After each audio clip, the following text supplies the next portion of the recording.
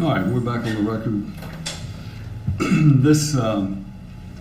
I wanted to take a recess to try to make sure of my thoughts regarding the motion to quash the subpoena in this case. And I did advise Mr. Lockhart that I would reserve ruling and consider his the request to subpoena the minor child A.N., which will refer to him by that name in this proceeding at least, as a witness for the sentencing hearing. I have considered the state's evidence, I've considered the case law, and I've considered the statutory factors that I'm supposed to consider in a sentencing hearing. And I would make the following findings. The defendant wants to have the minor child A.N. testify at the sentencing because he essentially states on the record that it would be relevant to the issues of the enhancement factors and mitigating factors which the state has filed and which the defendant relies upon. In addition, he says the testimony would go to the nature of the crime and whether or not other aspects of the crime that might not have been explored at the trial. This child testified during the trial through a child advocacy video when he was 8 years of age. That was played at the trial, and in addition to that, this child also appeared as a witness at the trial and testified at length. He was subject to cross-examination at that point without restriction, and any of the questions that could have been asked about the sentencing hearing aspects that are sought to have him introduced as a witness today could also have been asked at during that trial.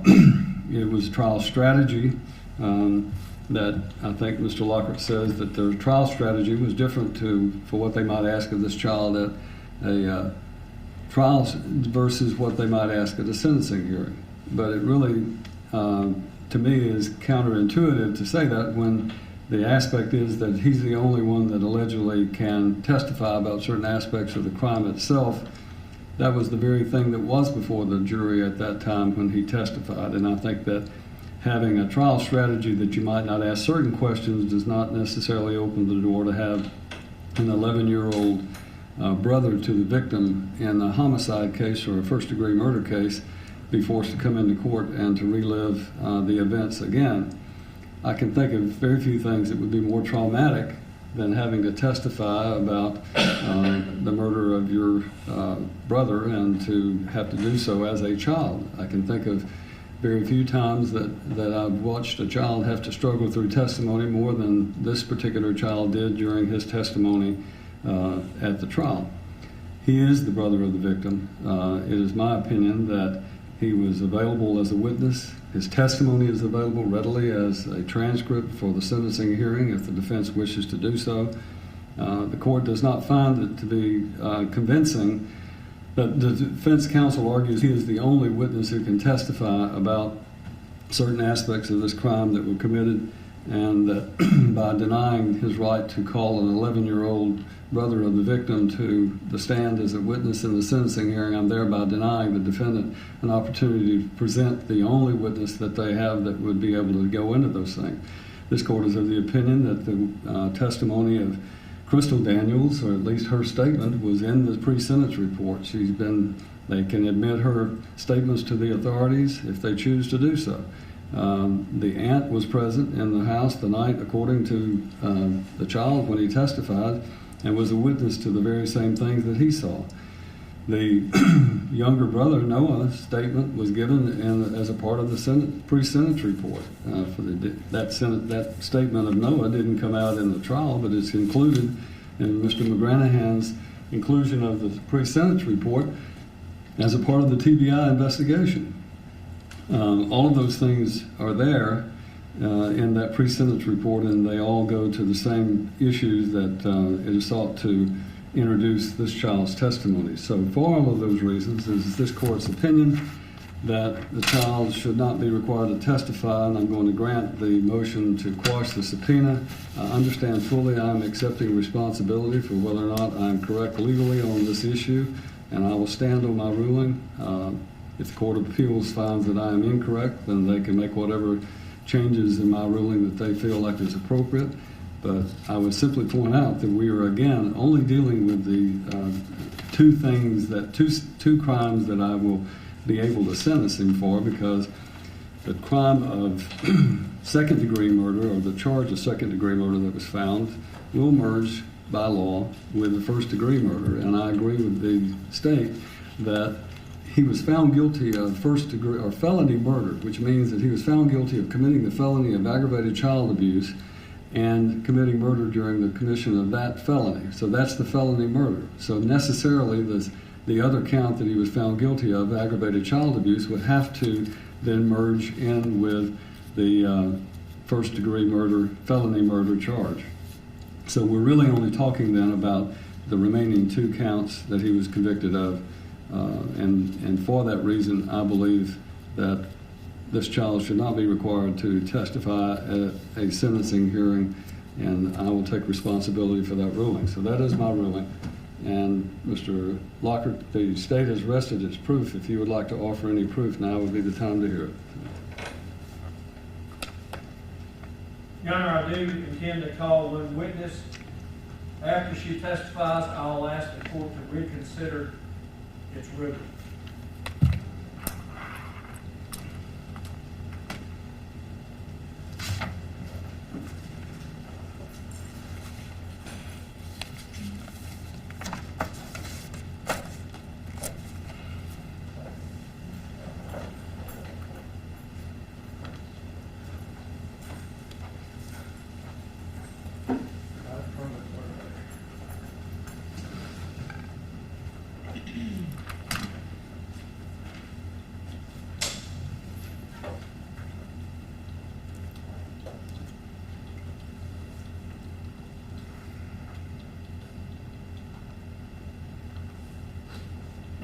Mr. Clerk, raise your right hand, please. Did you say this? Yep. Does this need to be on the record?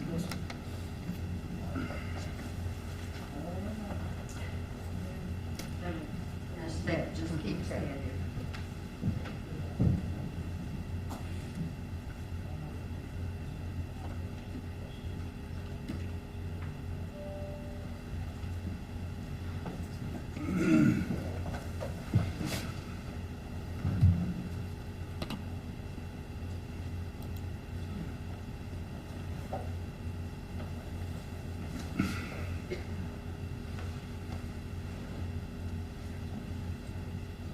All right, let's swear the witness.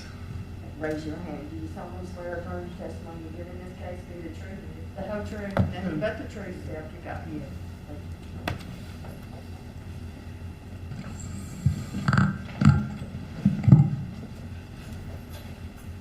If you would state your full name for the court. Neil J. Austin. And do you have some hearing issues? What? Do you have some difficulty hearing? Yeah. And I'll ask you to speak into the microphone so that we can hear you. Okay. At the time that this case went to trial, you didn't have hearing aids, did you? Right.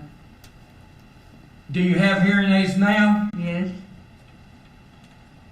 Does your hearing aid still affect your speech to some extent? No. Okay.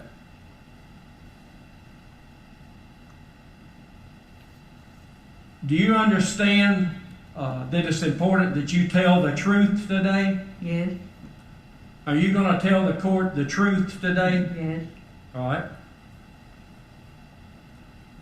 Where did you live back at the time that Joe Clyde Daniels went missing? Over there on Garner Creek Road.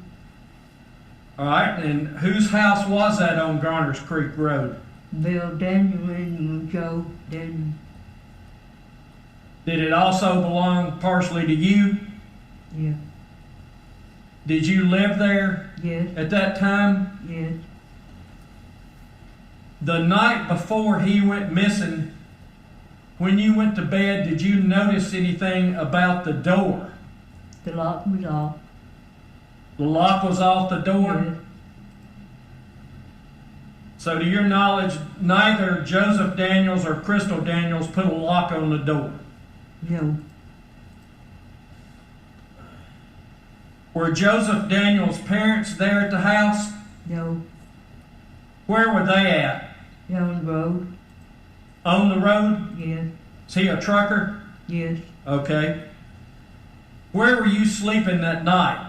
In the back room with Noah? Did you ask to have anyone else sleep with you? Well, at the time, no. Who normally slept with you when the parents were gone? Well, no, Joe used to. Joe Clyde? Yes. Did Joe Clyde sleep with you on this night? No. Why not? He slept with, Alec went in there and slept with him in Bill in Joe's room. And did anybody ask him to sleep with Alex? Well, he asked his mama, could he sleep with Joe? She said yes. Okay. That night, did you hear or see anything happen to Joe Clyde Daniels? No. Did you see Joseph Daniels or anyone else doing No. anything No. to Joe Clyde Daniels? No. When were you first aware that something had happened? Did somebody wake you up? No. All right. Next morning, I noticed the lock was under the wagon. Okay.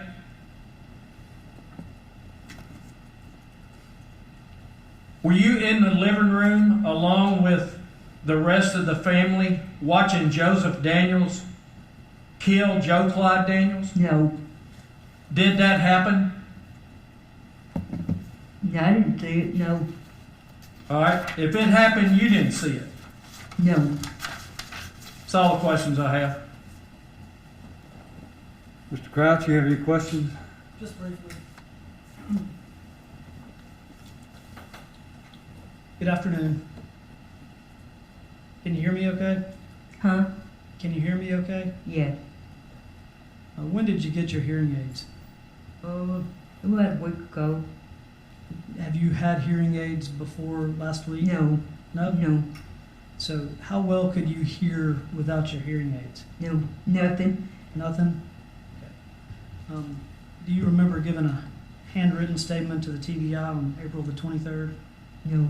You don't remember that? Mm-mm. May I approach the witness? You may.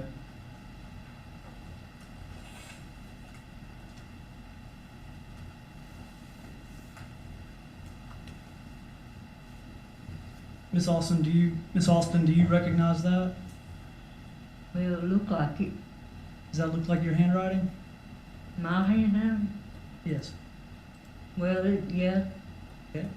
And on the second page, is that your signature? Yeah. Okay. Now, right above that, you wrote that baby Joe's father is Kenny McBee. Huh? You see on the second page of this? You see where your signature is? Right. You see your signature? Mm-hmm. Right here. Yeah. Hey.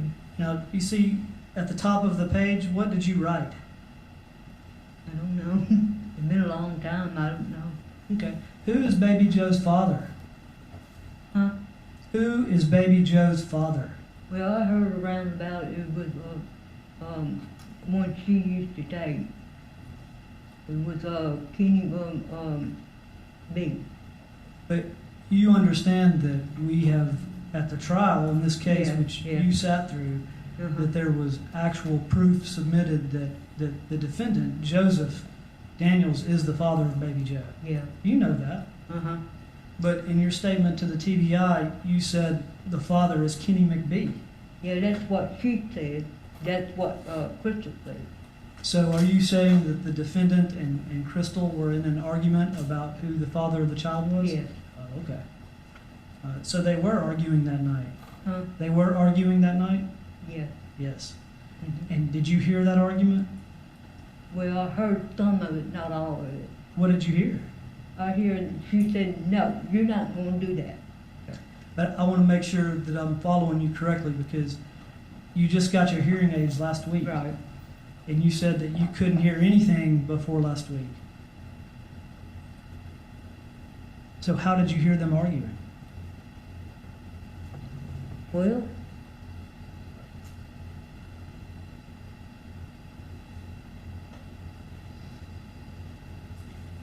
I'll pass the witness. Any redirect? Yes, Your Honor.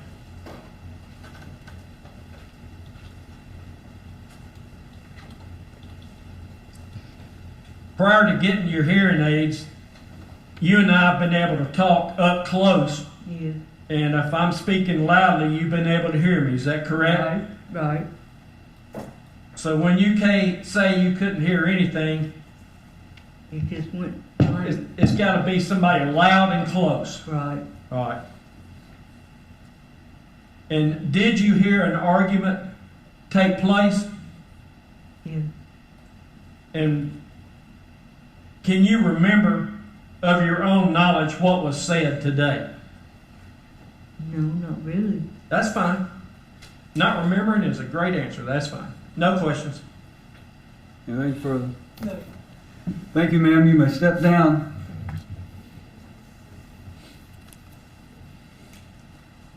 Mr. Lockham, you may call your next witness.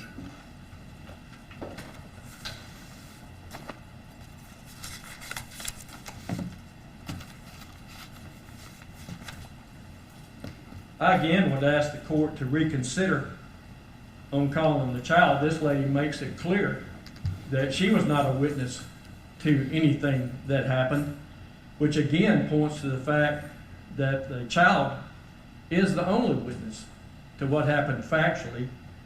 And I've still not heard anybody cite a rule or a case that provides that defense can't call a witness just because they're a juvenile. So in light of the fact this lady has now made it clear that Alex is the only witness to what took place, including getting rid of the body, which is part of what my client is charged with, I submit it's improper for the court to preclude us from asking questions relating to that, those crimes.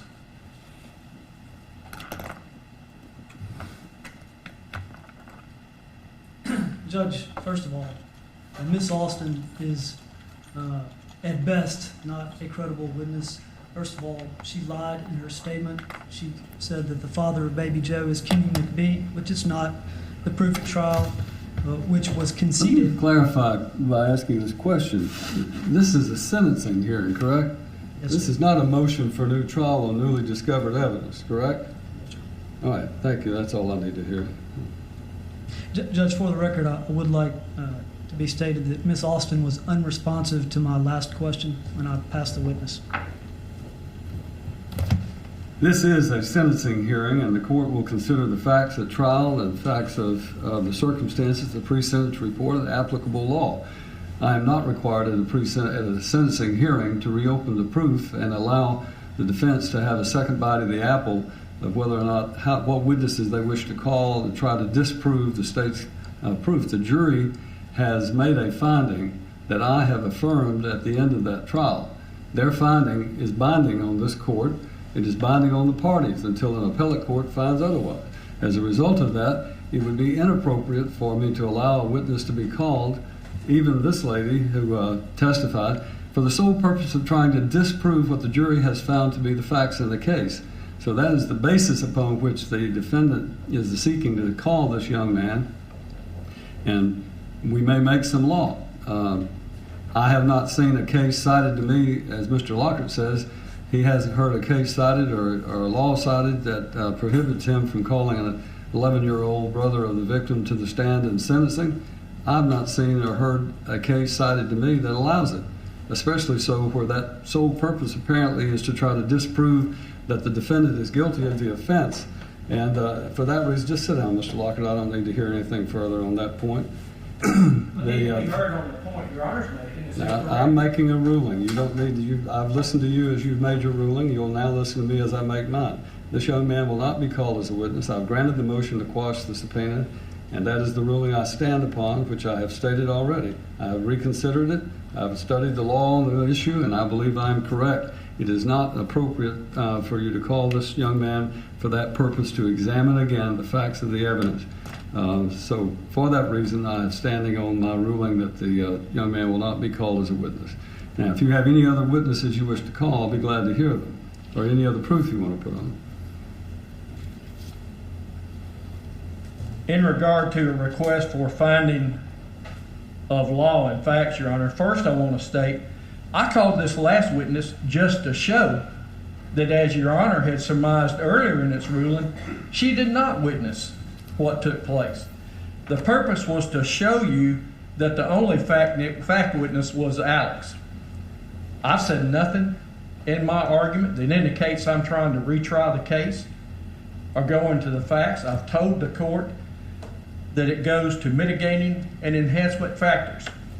And for the court to find I'm trying to do it as a motion for new trial because that's what the DA said, I say is incorrect. That's not the reason. I put her on for one purpose, so Your Honor would know she was not a fact witness, as the court had surmised earlier that since Alex had said she was, that she was there. And her testimony is that she was not and did not witness it. You have any other proof you want to put on? Ask for a few moments. Need to talk to our client based on what we've heard so far in regard to whether he testifies or not. All right, we will take a short recess to allow Mr. Lockhart to confer with his client. All rise. Court is in recess.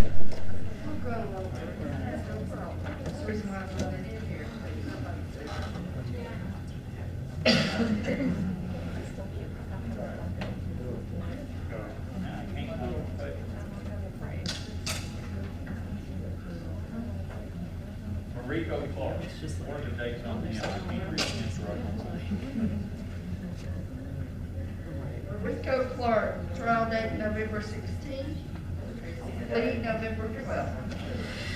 I think that's the only one.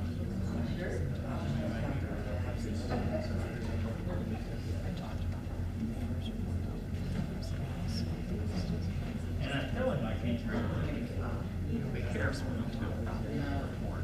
I should never let him marry my dog. You should have sent it to us. You know, we always write beside it for you to bring up.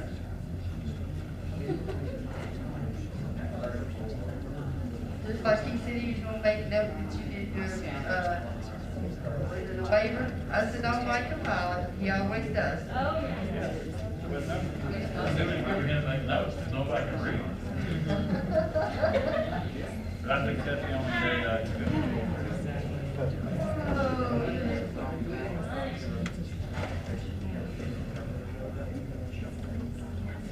Yeah. The rest of them I can figure out because I know about the ground.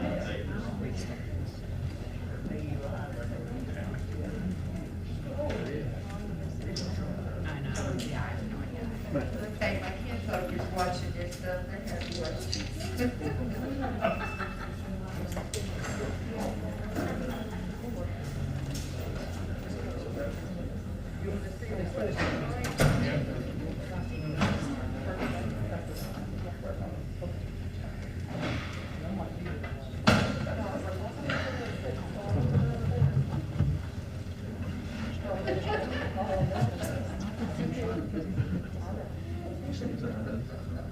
And we have an Yes, we've got one that's